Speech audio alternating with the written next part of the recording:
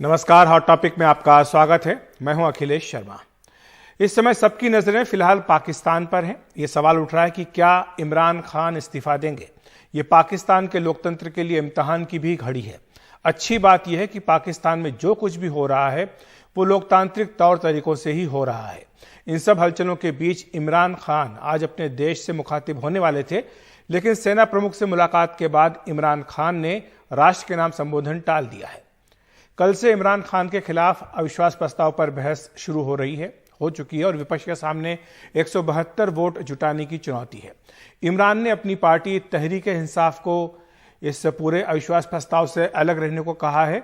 अंदेशा यह भी है कि कहीं उनके यहां भी भीतर घात ना हो जाए। आज सेना प्रमुख और आईएसआई प्रमुख भी इमरान खान के घर गए। आज वहां कई विपक्षी दलों ने मिलकर प्रेस कॉन्फ्रेंस की। कहा कि यह पाकिस्तान के भविष्य का सवाल है।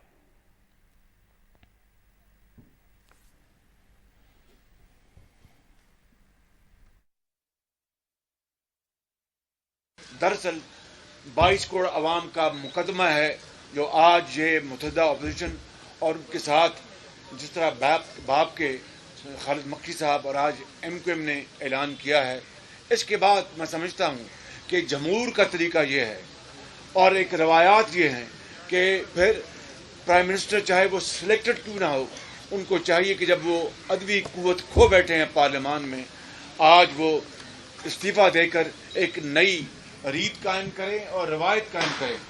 शहबाज शरीफ साहब जो जल्द ही इंशाअल्लाह ताला मुल्क का वज़ीर आज़म मुंतखब होगा,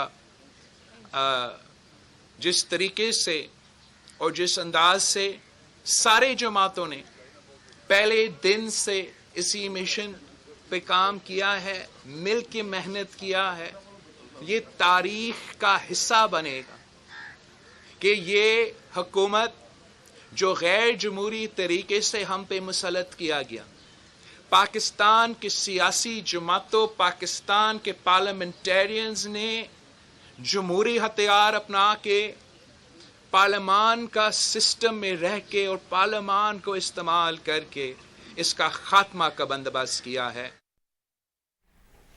अब बात कर लेते हैं नीतीश कुमार की। उनके बारे में सवाल पूछा जा रहा है कि क्या उनका मन बिहार से भर गया है। पत्रकारों से अनौपचारिक बातचीत में नीतीश कुमार ने इच्छा जताई है कि वो राज्यसभा में जाना चाहते हैं। अब तक मैं राज्यसभा का सदस्य नहीं बना, ऐसा उन्होंने कहा। ऐसी इच्छा है, लेकिन फिलहाल तो यहाँ की बागडोर मेरे हाथ है। देखिए कब यहाँ से मुक्ति मिलेगी। नीतीश के इस बयान के बाद राजनीतिक अटकलें तेज हो गई हैं। हमारे सहयोगी मनीष कुमार पटना से हमारे साथ जुड़ रहे हैं। मनीष, कुछ दिनों पहले भी ये खबर आई थी प्रशांत किशोर से उनकी मुलाकात के बाद कि नीतीश कुमार उपराष्ट्रपति पद के दावेदार हो सकते हैं। हालांकि वो राज्यसभा जाने की इच्छा व्यक्त कर रहे हैं, लेकिन मुख्यमंत्री की कुर्सी छोड़कर कोई राज्यसभा क्यों जाना चाहेगा। और अगर उपराष्ट्रपति की बात है तो तकनीकी तौर पर आप जानते हैं कि वो चाहे राज्यसभा के सभापति होते हैं, लेकिन वो राज्यसभा के सदस्य नहीं होते। तो ऐसे में नीतीश कुमार की क्या कोई बातचीत हुई है, क्या कोई उन्हें संदेश मिला है, इशारा मिला है बीजेपी की ओर से, जिसके बाद उन्होंने बात कही है? देखिए अखिलेश, इससे पहले भी नीतीश कुमार ने कई बार राज्यसभा में जाने की अपनी इच्छा जताई हुई है, निजी रूप से या आप कह सकते हैं मीडिया के साथ बातचीत में, ऑफ द रिकॉर्ड बातचीत में।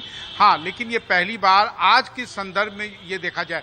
पहले उन्होंने क्यों कहा, क्योंकि उनके जो दो पॉलिटिकल कंटेम्पोररीज हैं, लालू यादव और सुशील मोदी, आप जैसा जानते हैं कि ये दोनों के पास में वो डिस्टिंक्शन है कि उन्होंने चारों सदन के वो सदस्य रह चुके हैं, मतलब बिहार विधानसभा, विधान परिषद, लोकसभा और राज्यसभा। लेकिन नीतीश कुमार आज तक राज्यसभा के सदस्य नहीं रहे।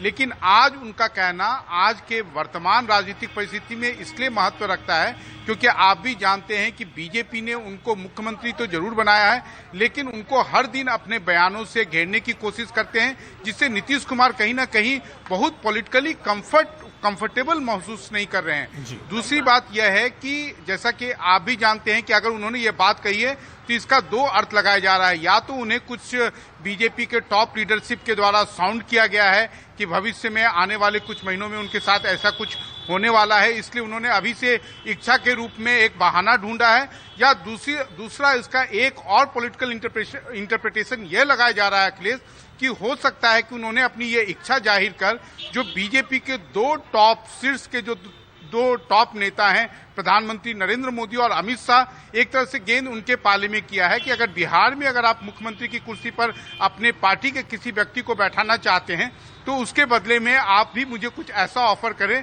कि जिससे कि मैं राज्यसभा का सदस्य भी हो जाऊं और सम्मानजनक तरीके से मैं बिहार का कुर्सी भी जो है वो त्याग दूं। जी अखिलेश जी, शुक्रिया मनीष, आपका बेहद दिलचस्प बयान नीतीश कुमार का आया है और खासतौर से तब जबकि हाल ही में सहयोगी पार्टी के 3 विधायक जब बीजेपी में शामिल हुए, उसके बाद बीजेपी बिहार में सबसे बड़ी पार्टी बन गई है। शुक्रिया आपका इस तमाम जानकारी के लिए। बात करते हैं पेट्रोल डीजल की। आज एक बार फिर से इनके दामों में बढ़ोतरी कर दी गई है। पेट्रोल की कीमत 75 से 85 पैसे प्रति लीटर बढ़ाई गई, जबकि डीजल के दाम में भी इतनी ही बढ़ोतरी हुई है। अब दिल्ली की अगर बात करें तो यहां पर पेट्रोल 100 रुपए के पार हो गया है। 101 रुपए 1 पैसा प्रति लीटर पेट्रोल का दाम है, जबकि पिछले 9 दिनों में 8वीं बार बढ़ोतरी की गई है। 9 दिनों की अगर हम बात करें तो पेट्रोल डीजल 5.5 रुपए से भी ज्यादा महंगे हो गए हैं।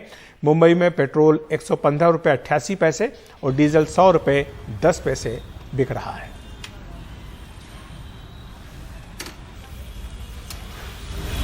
और जहां एक तरफ पेट्रोल डीजल और सीएनजी के दाम लगातार बढ़ रहे हैं, इस बीच अब ग्रीन हाइड्रोजन से चलने वाली गाड़ियों को वैकल्पिक ईंधन के तौर पर इस्तेमाल में लाने का काम शुरू हो गया है।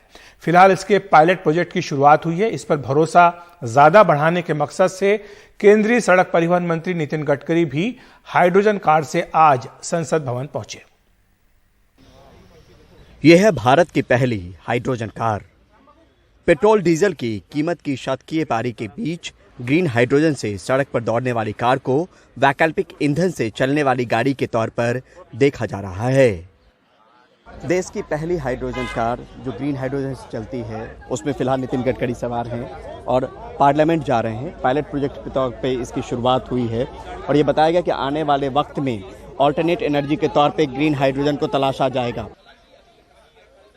इसमें ग्रीन हाइड्रोजन बनाने में 70% कॉस्ट पावर की है, तो पावर सस्ती हो जाएगी। तो ये जो है ये पेट्रोल डीजल की तो तुलना में छोड़ो, ये इलेक्ट्रिक से थोड़ा ज़्यादा, यानी 2 रुपये किलोमीटर तक आए, ऐसा हमारा प्रयास है। इलेक्ट्रिक तो 1 रुपये किलोमीटर है और पेट्रोल 10 रुपये है, तो उस तुलना में आज जो एवरेज खर्चा आता है, तो हम ये कोशिश कर रहे हैं तो स्वाभाविक से पानी मुफ्त मिल जाएगा, पावर 1.5 रुपये 2 रुपये यूनिट हो जाएगी और 70% पावर है। और जब इसमें पानी से ऑक्सीजन और हाइड्रोजन अलग होंगे तो हाइड्रोजन को कॉम्प्रेस करना पड़ेगा एक बार तक। ग्रीन हाइड्रोजन कार में करीब 5.5 किलो तक हाइड्रोजन आएगा, जिससे करीब 600 किलोमीटर तक की दूरी तय की जा सकेगी। टंकी फुल होने में महज 5 मिनट तक का वक्त लगेगा। ऑर्गेनिक वेस्ट है जो कचरा है, जिसमें ग्लास, मेटल और प्लास्टिक अलग करके उस कचरे को बायोडाइजेस्टर में डालकर मीथेन तैयार करके उससे भी ये ग्रीन हाइड्रोजन तैयार होगा। इसमें सबसे महत्वपूर्ण बात यह है कि ग्रीन हाइड्रोजन ये पानी से या ऑर्गेनिक वेस्ट से बनता है। केवल हम हाइड्रोजन जो है 3000 करोड़ का मिशन भारत सरकार ने शुरू किया है। हम अब हाइड्रोजन को एक्सपोर्ट करने वाले, एनर्जी को एक्सपोर्ट करने वाली कंट्री बनेंगे। फिलहाल ग्रीन हाइड्रोजन की कीमत $5 प्रति किलो के आसपास है। हाइड्रोजन कार की सोच को सही से जमीन पर उतारने को लेकर चुनौती कीमत को $1 प्रति किलो तक लाने की भी है। एक बेहतर कल को लेकर आज की ये कवायद। नई दिल्ली से परिमल कुमार, एनडीटीवी इंडिया।